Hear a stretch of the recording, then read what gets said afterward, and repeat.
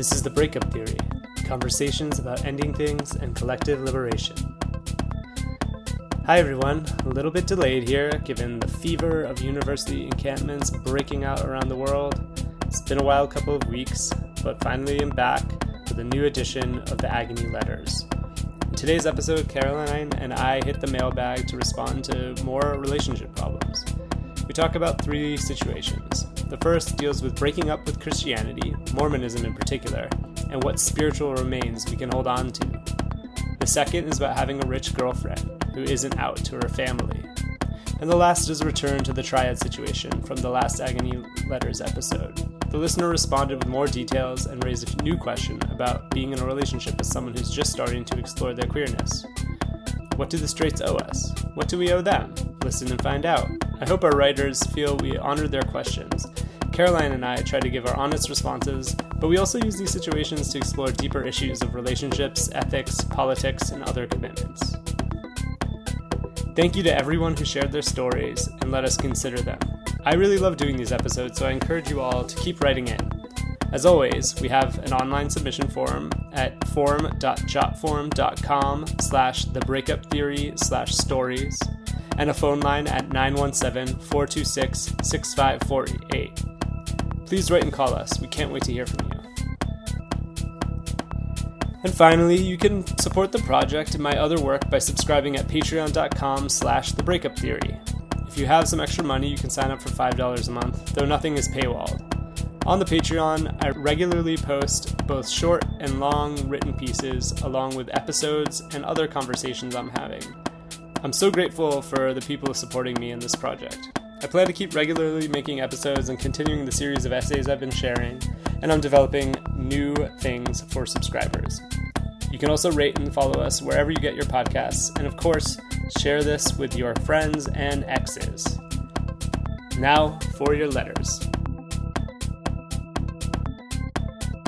All right, so this is our Agony letters part 2. We're really excited that people gave us such good feedback about the initial episode, and we have a few more letters that came in between, and we want to keep this project up. So those of you who are listening who haven't yet written in, just keep thinking of things that you might want to share and just keep having problems and letting us know about them. Yeah, have some problems for us. Generate more difficulty in your life and get back to us. Yeah, so let's go right into it, though. I'll read the first letter. I'm a trans non-binary woman who was raised Mormon in Utah with a family that has a range of relationships to our religious history. Recently, my mother has formally left the church and is beginning to lose friends while at the same time engaging in new modes of self-understanding and spirituality. She was the last member of my immediate family who kept her belief. I'm incredibly sympathetic to her and am myself dealing with the consequences of breaking up from my old religion.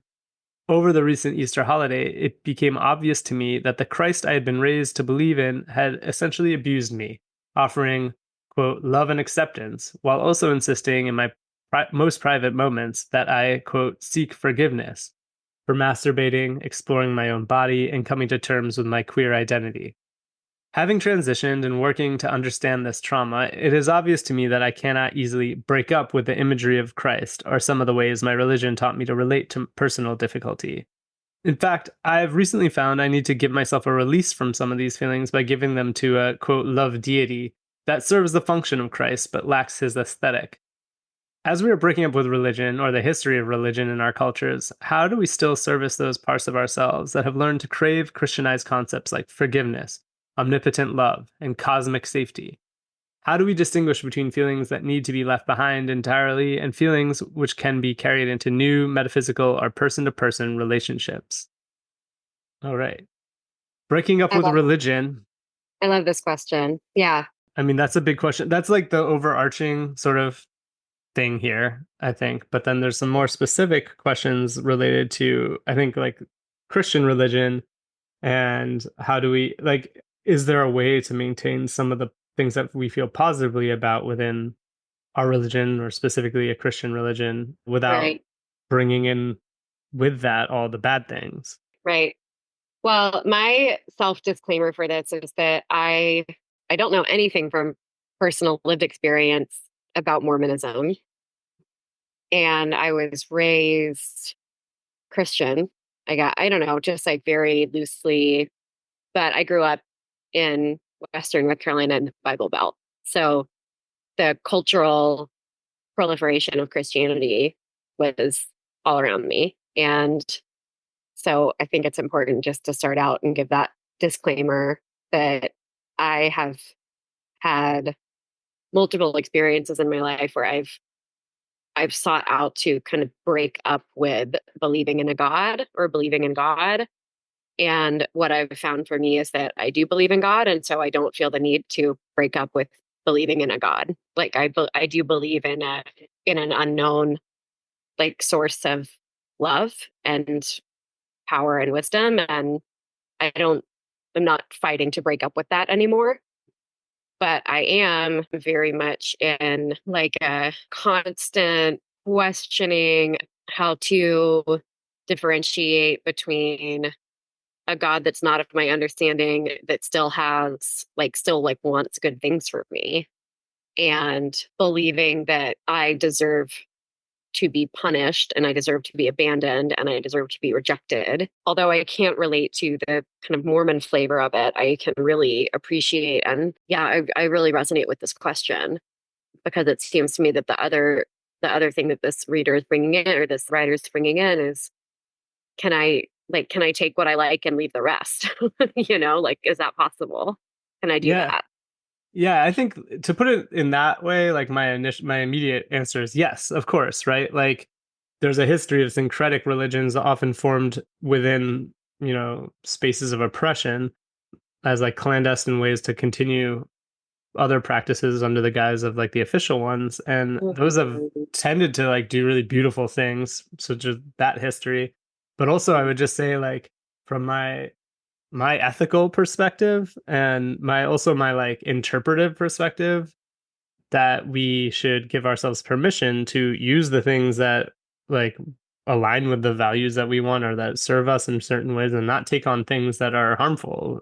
Right. And that's the problem with the way. So okay, I'm speaking as a Jewish person who Yeah. has my own feelings around Christianity and Christian supremacy as Yeah. a Jew, which is that like I've been throughout my life quite afraid of Christians Mhm. and Christian violence and anti-Semitic violence coming from Christians. And I also have this like political sort of critique of the way that Christianity has come to dominate like all of the Western European world and tried to make, Judaism and Islam and other religions remake them in the model of religion as Christianity understands it, which is not how these other spiritualities and beliefs and practices were understood before. So we have like this kind of unitary idea of religion that comes from Christianity, and it's based on ideas of like dogma and specific kinds of practices. I don't think that's actually how all Christians actually practice their faith, and historically it definitely hasn't been true, right? Like there's always been heretical Christian sects and they're usually doing really rad stuff. Like if you look in the history of like liberatory actions, a lot of those that history is connected to radical heretical Christian sects. Or Mhm. if you read some of the mystics, I mean, they're just doing such wild and amazing stuff. So taking what you want and leaving the rest obviously goes against this kind of religion idea that religion is like a set of things that you have to do, and that there's Right. authoritative interpretations of how those are to be done, and that the authority is only gained through like training and then also some kind of like divine providence, I think. Right. In Judaism, like our understanding of the sort of our texts and traditions is always up for debate and continual discussion. So like that's just a different practice. So to me, I'm like, yeah, that's what you do. Yeah. What you just said reminded me of my own kind of little micro critique that I pulled out of what I just said, which is that taking what you like and leaving the rest, I think often can get enmeshed with like this kind of hyper individualized, like non accountable, like everything about one's spiritual practices and beliefs gets to exist in a vacuum and doesn't have to be accountable for larger context or historical context. And I also don't think that's true. But I like your bridge there into kind of the more collaborative nature of like really wrestling with the text, right? Or like really wrestling with the practices and the rituals not being under the tyranny of a dogmatic approach. I just wanted to say. Actually, that is another sort of Christian supremacist idea, right? And then that comes, I think, also specifically from like Protestant Christianity, but Mm, that matters of spirituality and belief are this individual practice, like my personal relationship to Jesus. Um, mhm, and I think we don't need to put all the emphasis on belief in spirituality in this like individual thing. It becomes like you see that like I don't know online like there's like an overlapping of this like self-help stuff, this spiritual stuff, this religious stuff that's like all about self-actualization or realization in a kind of capitalist mode. And I think this personal relationship with Jesus stuff that comes from Protestantism has taken such a hold because it works well with capitalism.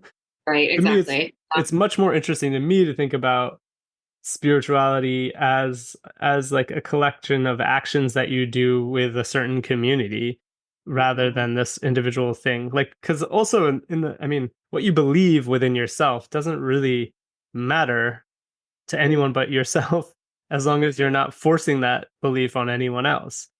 right. So like again, that's license to take what works for you and drop what doesn't in your own mind and in your own life and not adhere to something else. There's another question there that has I don't know, I think about it in two different ways, right? Like from this kind of like theoretical, philosophical, deconstructive perspective, I can say like emptying out Jesus but having a kind of deity function makes I sense to love me deity. because the sort of Western metaphysical conception of the world necessitates an idea of a god and that to fulfill a particular role. And so if I want to get really like theory headed, I'm like, yeah, God is a function that we like imbue with a certain kind of power. So it makes sense. It's something that you can empty out and fill in with other things. It doesn't have Mhm. to be any specific god. It could actually be something else, like art, or whatever. So you can like, yeah, you can change those meanings. But I do think it's an important ethical question, especially since you describe this realization that a lot of your religious upbringing was actually a form of abuse. And I think that that's true with a lot of upbringing in general for children Yeah, yeah, and also just education in general. Like when you're deciding among the things that are interesting to you and that you want to keep, like yeah, do a sort of investigation of the power relations that those try to manifest in the world. Because I do think that there are, in a bad way, Christian things that we normalize as just ways that things should be done or are done, and that they don't have to be done that way, and in fact there's much better ways to do them. So like yeah, as you're inheriting some of these things, just think about it, how much they're related to the way that we want to interpret a kind of negative aspect of Christianity, which is these forms of control and abuse and hierarchy and oppression. yeah. It makes a lot of sense. And when you were reading the letter, the first thing that I kind of glommed onto is the relationship between having a disorienting, inconsistent, abusive guardian, right? Like a primary attachment figure. And if one of your primary attachment figures culturally is a Christ figure that is punishing of parts of you and tolerant of other parts of you. I would not go so far as to say punishing and celebrating of parts of you, right? But probably punishing and then tolerant of other parts of you. And then that really creates a foundation for what in attachment theory would be called insecure attachment, right? So the being that needs consistency and security and safety and nourishment is put in a position where the only figure they know to get that from is the same figure that is hurting them. Right. And that's something that I have talked to countless people about is how to dissolve their internalized attachment to God as a punishing figure and as a figure that wants you to contort yourself beyond who you are. Right. And so that encompasses anything within the spectrum of like what Christianity would call deviance, right? Or I shouldn't say Christianity as a whole, right? You and I are talking about Protestant Christianity. This person's talking about Mormonism. within both of those realms, any sort of deviation from oppressive standards of what the body should be and what the body should do it's a deviant. Right. I mean, this is the experience that they're writing about too, is like that their actual like process of transition and Mhm. understanding their queerness was something that they had to come to by undoing this abusive aspect of like of making those things bad. And then post like whatever they say having transition, so I was saying post transition, but whatever, the ongoing process of this, then they're finding the thing that there's certain things that stick with them, and maybe that actually is the thing, right? Like the transition is the filter through which Mhm. you can run things to be like, Mhm. if you're now in a position where you are aligned with yourself in a way that feels much better for you, then maybe you're in a better position to know which things serve you and which Yeah, things don't, and trust that, right? I love that idea of using that as the lens. I mean, to me, that's what honestly, like, and I mean, this is my own experience, and it's experiences that I've read other people or talked with other people about, that like sort of coming to transition is this process of of reinterpreting your past in a way that Mhm. makes sense. It's like a hermeneutic. You're like, oh, this whole thing that I was doing and living like was wrong, and this makes it make sense if I understand myself Yeah, as trans. I mean, not right. everyone experiences it that way, right? Some people like kind of know immediately, or not immediately, but very early on. But for others that have whatever they programming and other things that they have to undo or overcome, this is a way that it works. So like that same kind of critical eye that allows yourself to reinterpret your history and experience and body as Mhm. trans might be one that you can bring to your desires within the religion. And maybe that's another way to think about it too. Like, what are your desires in holding Yeah, on to them? To right. honestly, if it helps you and doesn't hurt you or other people, that seems like a pretty good That's a thing. pretty good standard. That's a pretty good standard for a spiritual or religious life that a lot of religion makes impossible or not the goal, right? When we see Yeah. the bad versions of religion, typically religions that basically take on state functions, Judaism in Israel and Christianity in most of these Western countries, the religion is specifically used to do harm and punish people. But in this question, they're like, how do we distinguish between feelings that need to be left behind entirely and feelings which can be carried into new metaphysical or person to person relationships? And yeah, I think like that's a way to know. If our framework is anti-capitalist, anti-state, Mhm. pro autonomy and mutuality, then yeah, you should be able to find things that align. And there are people like, I don't know because I'm not Christian. I've studied Christianity, but I don't have the experience or the attachment to it. So I'm not like really invested personally in like making a Christian anarchism. But there are people who do that, right? Who think about and go to specific texts and traditions of Christianity and find anarchism there, find meaningful connections. And Right. if anyone ever wants to talk to me about that, because like I will admit that I have to overcome some my like fear of Christianity that is tied together with a valid critique of the like bad things that Christianity has done historically through colonialism and slavery Mhm. and etc. to understand what is worth holding on to, because from my perspective, I don't know. Yeah, Um, what's worth holding on to. Well, that brings me to look back at this letter. And one of the pieces that stood out to me is that the writer wrote, how do we still service those parts of ourselves that have learned to crave Christianized concepts like forgiveness, omnipotent love, and cosmic safety, right? So, Christianized concepts that have been utilized in service of controlling and repressing others. But forgiveness, omnipotent love, and cosmic safety, in and of themselves, for this individual or for anyone, don't have to be put through that, kind of put through all those gears of like weaponizing them. Right. It becomes a problem when the person in power is demanding forgiveness from the person they're hurting, right? Like Right. Yeah, that, exactly. and that is Exactly.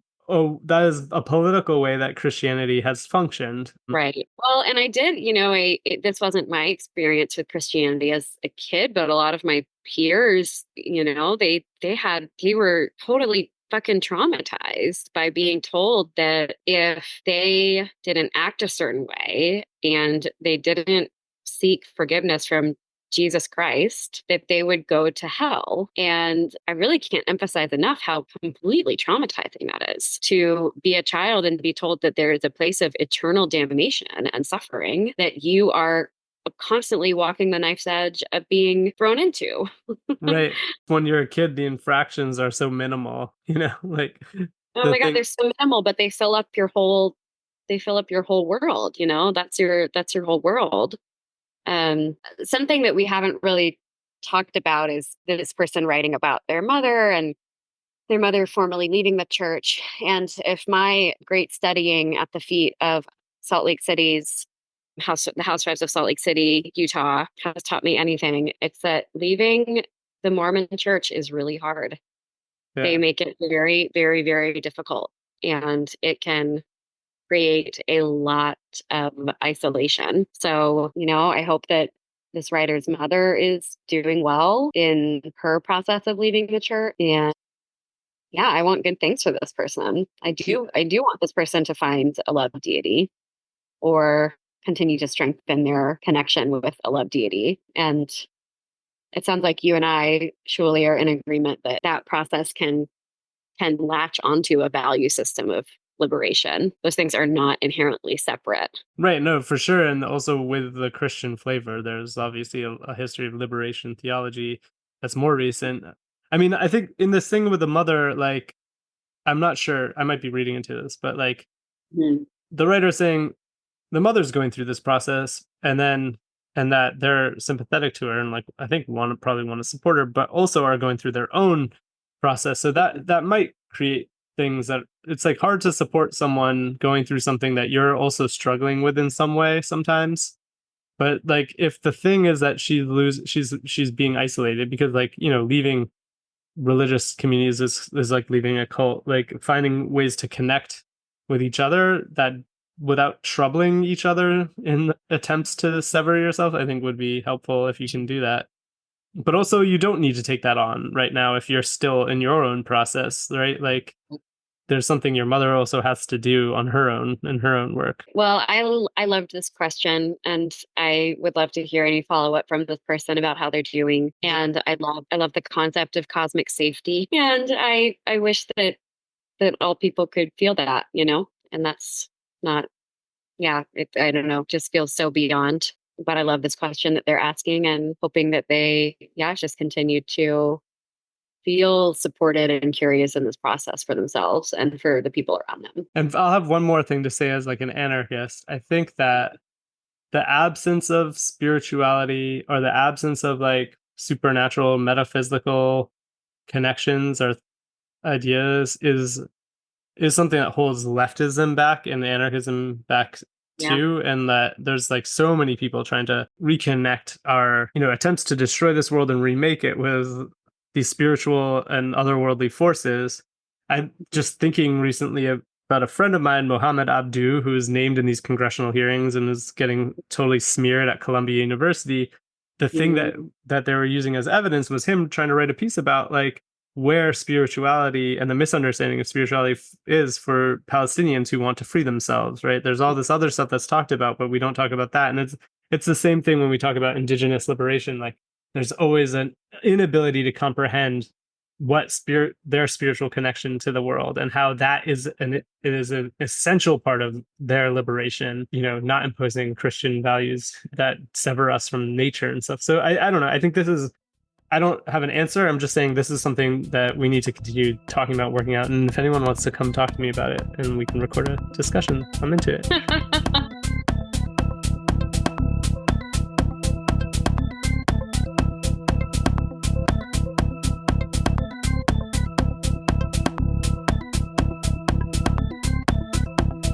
Move on to the next one. Yes. I've started dating a girl whose family has a lot of money, and it makes me feel like I'm betraying my values when I visit her at their expensive apartments and houses. She's also only dated men before, and even though we're seeing each other, she still claims she's straight. But I know the reason why she cannot really confront her sexuality is because her family wouldn't be accepting of it. I've only ever dated people before whose lives align more with my politics and who have already come out as queer. But as a person independently of her family, her politics do align with mine, and we have the best time together. Not sure what to do with this situation. Hey, yeah. Yeah, I mean, I think, just date the rich girl.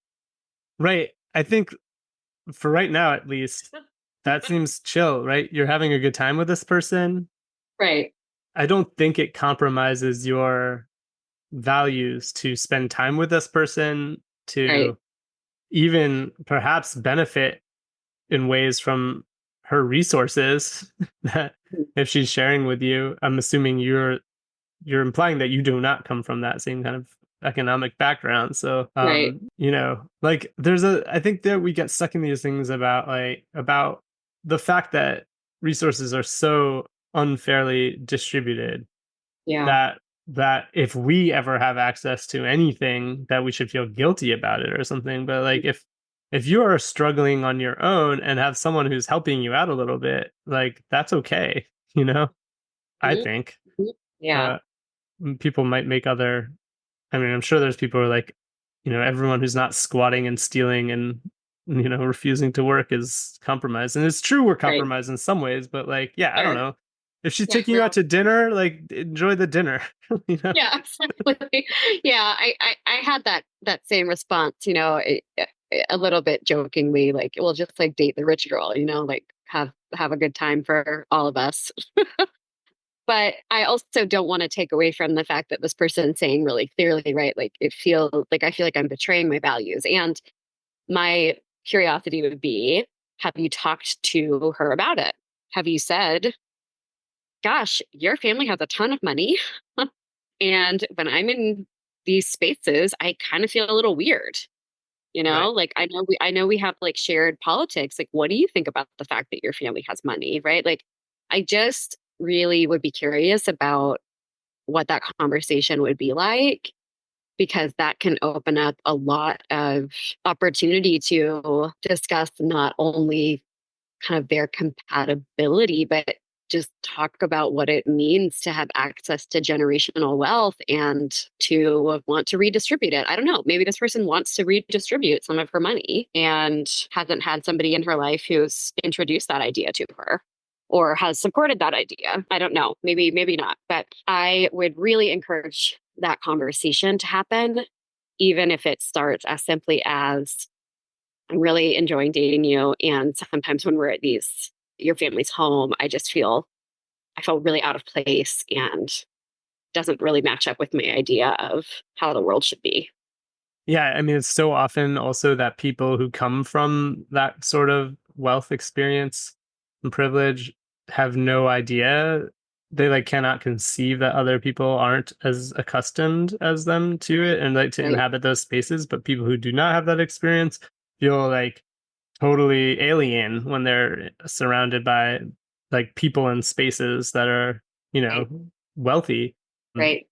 And like, so just even flagging that as a conversation is important. And I mean, there's okay, so like, within movement stuff, there's like histories of rich people who come into the movement and then they leave it when it doesn't suit them. But there are Mhm. also people who have access to resources and maybe will put them into good use. I'm not sure who this person is on that. I also like have my own experiences of, you know, especially when I was like trying to live a straight life, Uh, being put through partners into situations with people who I felt so strongly misaligned with that it felt intolerable to me to be yeah. around them, even though like they weren't doing anything to me. But I was like, I couldn't totally say it at the time. Like, I'm like, cis straightness is in this manner, this like bourgeois middle class manner is Yeah. intolerable to me. Intolerable. People who like being around really rich people is like incredibly, I don't know, exhausting and stressful and weird. So like I understand that also that, right? If you're just like this is too much for me, then I don't know, maybe the relationship's not right, or maybe you're like I don't want to go there. This Right. brings up the other aspect of it, which is that she's claiming that she's straight. She's not coming out to her family. I don't know how Right. she's presenting you in this as like a special friend, or like Yeah, a if she's roommate. acknowledging your relationship. So that's another potential limitation, is that if you feel like you cannot live your like truth or whatever around her family, and she is kind of asking you to like hold that back, that might be an Mhm. intolerable situation for you, and you That don't would have feel, to yeah, disclose.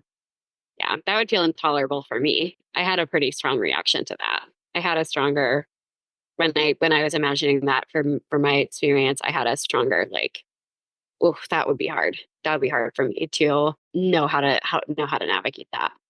It's And interesting when people do queer things and then insist on their straightness. well, yeah, sure. And it sounds like this person is, I don't know, I could be wrong. The sense I got is that this person is closeted, Right. right? Which Yeah. like might be like could be a different experience than like somebody who a queer person might look at and be like, you're gay. And they're saying that they're not, right? It's just, yeah, there's just so much nuance to it. But it sounds like this person is is closeted, at least with regard to this part of who they are, and at least with regard to what the writer seems to think is a belief that they will be, yeah, rejected by their family. Which again, we're talking about something that's not so different from what we were just talking about in the earlier letter, which is the total terror of being isolated, rejected, abandoned, told that you're bad, told that you're wrong. These are fucking primal terrors. And when I think about this question just kind of on its face, I have to own that my response, like kind of my initial response is I would want to have that conversation and get clear on what it is that the person is expecting or needing from me. And I would need to have an understanding of, is this how our dating relationship will always look, right? Is there going to be a moment in time where we potentially do tell your family that we're dating? Or is it like, it doesn't fucking matter? Like, sure, we're just friends. Like it may not have that big of a bearing on either party, but that would be a conversation I would want to have. Yeah. If this person is expecting you to like, closet yourself in these situations, you by no means are obligated to do that. Even if you think you want to have a relationship with this person, that could be a breaking point where you're like, no, I'm not doing that. Right. Like, Right. on the other hand, I think like what maybe we're coming down to is like, if this is fun for right now, and Hmm. this thing is like, a question mark for you, but it's not like, it's just like maybe a future question mark. Maybe this is a relationship that doesn't develop very far, but you can have fun right now, Right. right? And don't have to take on this like existential problem about like dating a rich person who's like conflicted about their queerness. Like, yeah, if you can have fun right now, go for it. And if you can get Yeah. some free meals out of Yeah. it, whatever, that's chill too. And then if it develops and you're able to come to terms with things in a way that makes sense, I mean, I don't know. Honestly, like I find it hard to be like totally morally pure about everything. Like I want my friends to find forms of stability that they can. And so I understand it totally when my friends, quote unquote, marry rich, Mhm. especially ones that have grown up with a lot of insecurity Ah. throughout their lives. So, I've never made that decision Uh-huh. personally. I don't know that I've had the opportunity really, Uh-huh. but I've seen it happen, Yeah, and I've heard I'm it like, happen. good for her. Yeah, I totally have a good, yeah, 100%. I have a good for her response to it. And I hope that the writer and the person they're dating are having a good time Yeah, and are able to have some of these conversations if they feel warranted, which it sounds like based on the letter, they feel warranted for this writer. yeah. The thing, Yeah. my last idea here is my limit point sometimes in relationships will be if I feel like I have to defend something that is like just very baseline for me, like, yeah, here would be queerness or like my politics, more than once, I'm like, nah, this isn't gonna work because like I'm just gonna Yeah. be treated like this thing that is important to me is just incidental or could be Yes. overcome. Yeah. Yeah. That's a great point. I'm glad you said that because I don't want to invalidate or dismiss that that might be the case for this person. Like it might be that they're like, I fucking can't date a really rich person. And that's Yeah. okay too. Yeah. Yeah. Well, yep. Hope that that is helpful and that you enjoy whatever time with this person you have, wherever it goes. If Yeah. more problems develop, reach out again. Yeah. Yeah.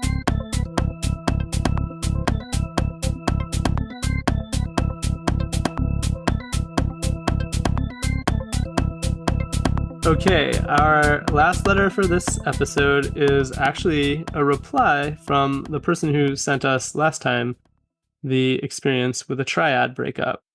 And we are getting a little bit more context. I'm not going to read the whole letter, but I'm going to give the details that expand upon it and their new question that comes from the going over the context and listening to our responses.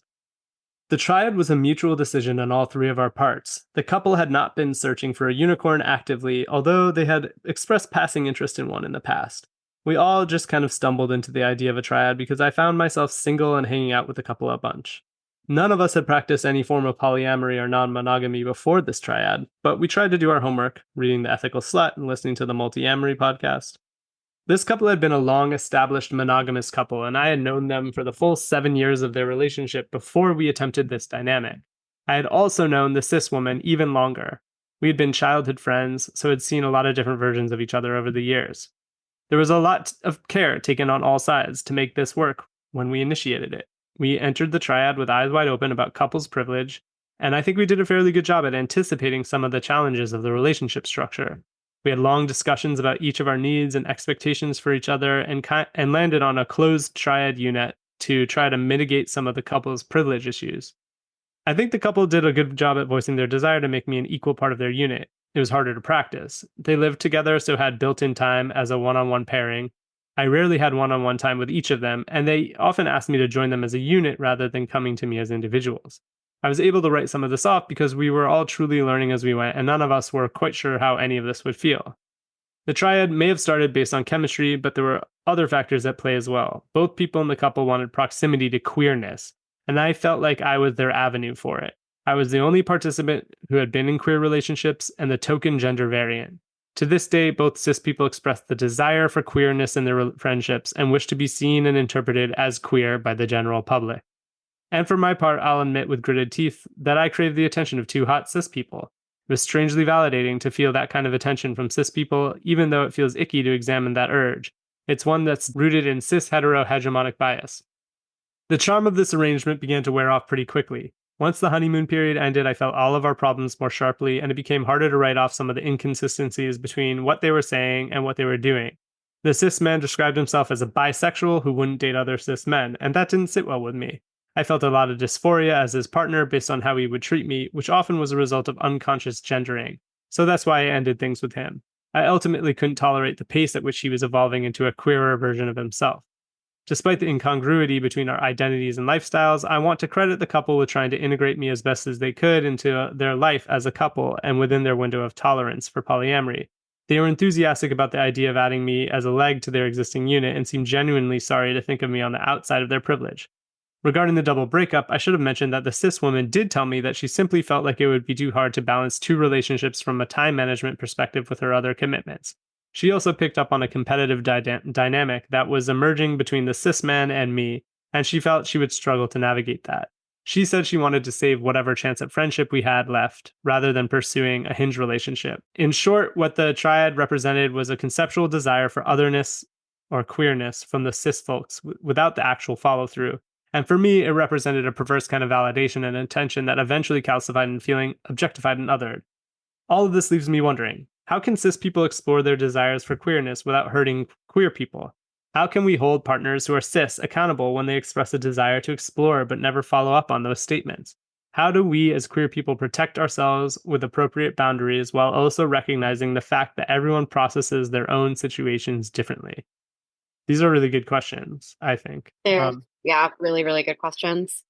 Something that I just wanted to add is that they did mention in another part of this response. They said that, since reaching out to us initially, they have come to realize that they can love them as people without the expectations that came with a partnership, and that they're feeling good about that and are left with these big questions. Oh, yeah. I mean, this is related, I promise. But I'm reminded of like a decade ago, I remember there being these events where people would like dance parties, like queer events, like, right, whatever. And there was this like real strong guard against cis het couples or individuals showing up in those spaces and claiming queerness. And even though I don't go out dancing or kind of go to these parties right now, and they're not the same party. It's just like kind of a different, it's like, the cool hip queer dance parties. What I hear now from people is that there's just like an ask for those to be like queer spaces, like done by queers for queers only. And there's like, how the fuck do you enforce that? Like unless you're just like kicking out, the most like toxic ass cis het dude who walks in expecting this to be, like a bachelorette party. How do you reinforce that? No, I think it's important and related, although maybe we'll have to tease out the relationship, but like this is a phenomenon we see all the time, specifically I think within queer and trans spaces, not even just like sex oriented spaces, but any kind of space of like who's actually queer and who's not. I Mhm. see a lot of gatekeeping. There's like I think a resistance also to to assimilation that gets expressed also as resistance to like new people finding queerness that in a way that you don't necessarily align with, or Right. like this person said was like wasn't necessarily just invalidating the man's opening to his queerness, but saying I couldn't tolerate the pace at which it was happening, which is like Yes, total. 100. Yes, absolutely. Yeah, that person made it really, what I gathered is that writer was saying, this just didn't work for me. Yeah, and like maybe this Just, guy is on a yeah, journey to you know, bottoming for a bear, but like it's not yeah, happening right now. sure. That's Um, right. so yeah, and I also see this just with like, it happens a lot with trans people, like who's really like is a non-binary person trans, or like, I don't know, Uh-huh. a worry too, because when trans people are specifically under attack, there's this like fear of like the idea of transness being diluted, and this comes out a lot. And it's funny when I was listening to you talk, it also was thinking about this like news piece from England with this turf woman saying that she was trying to make a lesbian only dating space, and then they were like, Uh-huh. how do you enforce it? And she's like, oh, we just like have to go by word. But which goes to the point that like you don't like most of them you can't even fucking tell, right? Like it's just this, it's like Uh-huh. there's no actual way to prove this in without, I mean, yeah, the idea of just like making someone have sex to have gay sex to prove it, or like whatever, shoot themselves up with a Right. hormone. I mean, I don't know, like that could still be questioned. This, from my theoretical point of view, this gets to this thing that Eve Kozovsky Sedgwick said really early on in like queer theory and the epistemology of the closet. She's like, there's a definitional incoherence in our modern conceptions of homosexuality Mhm. that's irresolvable, and it's that we like simultaneously think of the homosexual as a minoritarian identity that's like a group that needs special protections like civil rights, Mhm. and we think of homosexuality as a universal tendency that anyone could sort of like be Fall open, into. yeah, open Right. to in some ways. And these Yeah. things, like we hold both of these beliefs, and but when we think about like politically what that means or the world that we're living in, they can be extremely contradictory.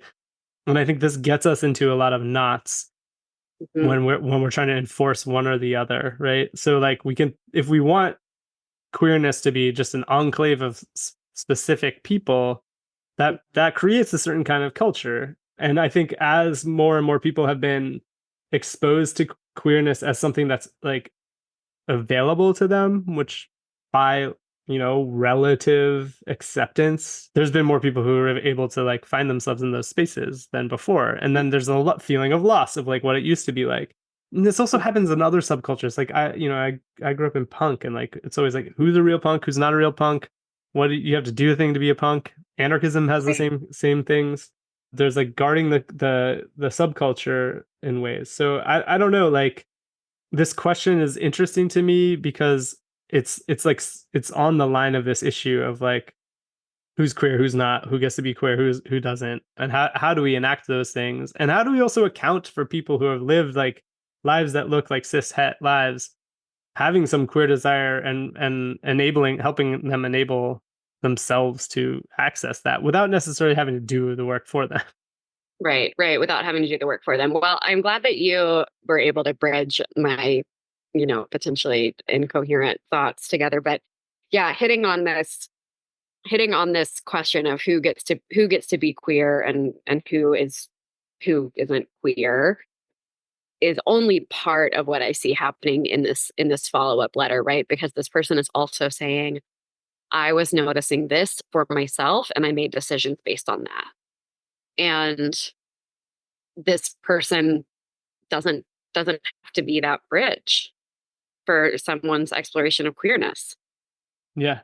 No. Like you just don't have to do that. You can support somebody and love them through that process, but you don't have to be that person. Yeah, and that was the limit point, really. Like this person specifically with the relationship with the man was like, this isn't working for me, and was able to understand that. And I don't know, I think it's cool for them also to be like, I was getting this thing met, which was like a feeling of validation from being desired Mhm, by cis het people, and that's something you can interrogate too, because mhm, honestly, I mean, obviously, I think within trans world, like there's simultaneously a desire to be seen and validated by cis people, and also to like be so outside of it that like they can't comprehend us, like that, yeah. and that can feel conflicting. I think it's also possible to have conflicting desires at the same time, Yeah. and like that Yeah. that's a lot of what my trouble in life is. Yeah. Yeah, I would say that that's my trouble in life too. Something that was coming up for me, right, was this idea of someone desiring proximity to queerness. And I wonder what that desire is, like what is the desire to have a proximity to queerness? And that is so, I think, dependent upon the kind of landscape of where this individual lives and like what queerness is there or what different queer communities are there. I think for where I am at, my kind of pessimistic take on that is that there's a lot of kind of clout chasing and wanting to be viewed as radical or as cool or as informed Or like, and associating that to queerness, which isn't always true. yeah, there's also in our like neoliberal identity politics world this like desire to claim a marginalized identity. That's something I Yeah. think that gets like questioned a lot. And there's a thing within a lot of these subcultures too of like, I think it's called sometimes like voluntary marginalization, like because like you can see it Mhm. with punk people who don't need to dress punk and live on the fringes of society choose to do that out of political beliefs usually, but it creates a marginalized status for them that they could move out of, which is different for Yeah. people who can't move in and out of those spaces based on like, skin color racialization, based on, transness, etc.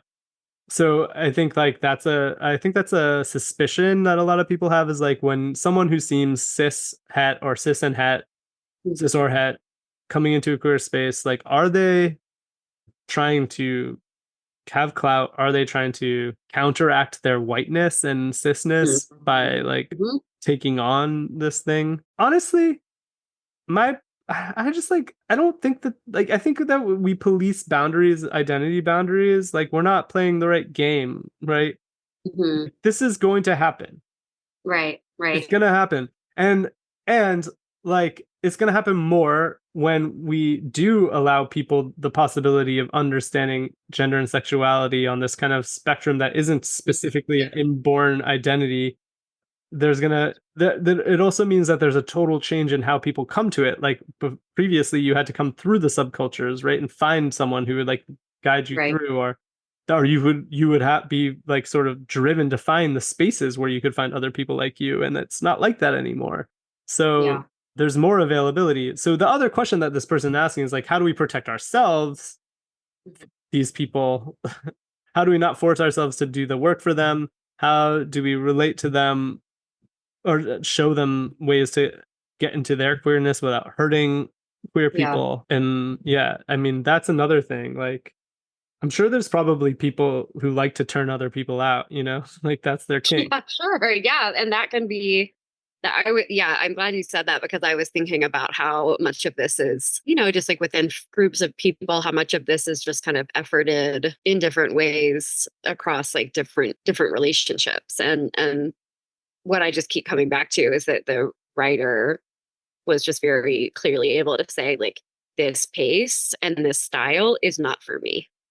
So I am going to leave this, and are still left with questions about what it means to be with someone in their exploration process.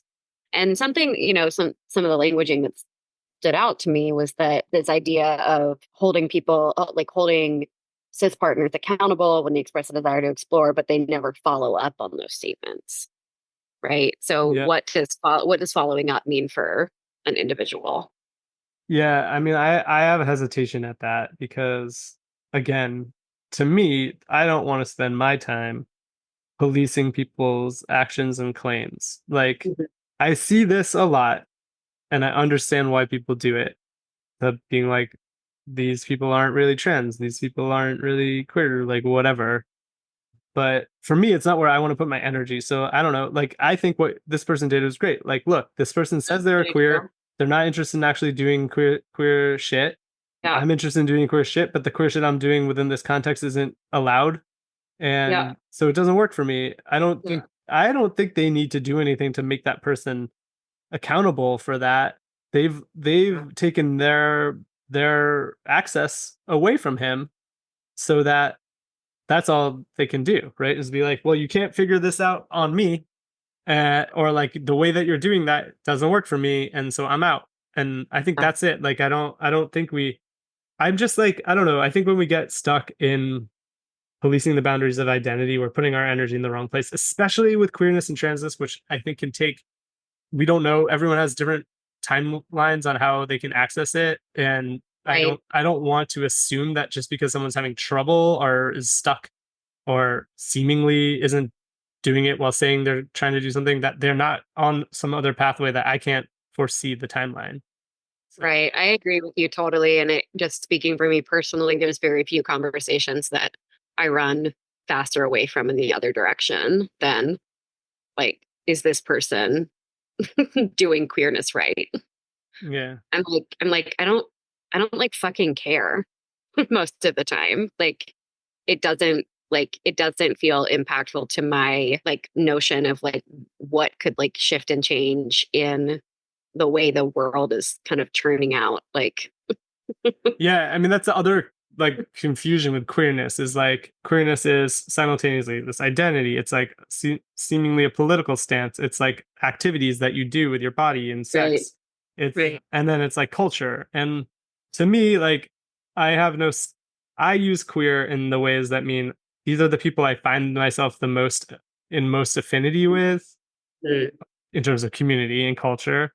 Yeah. My desires are queer to me, like based on relationships of gender and sexuality. So, and my desires and actions. And then politically, I'm just like, I use my queerness and transness to relate to my desire to destroy this world, which not everyone Hmm. does think about queerness that way. And I don't actually have any faith in the word itself to mean that. It's just how Hmm. I want to mean it. And most people don't, right? So like I just don't, yeah, I don't hold on to it as a thing that really matters in the end. Who's queer, who's not.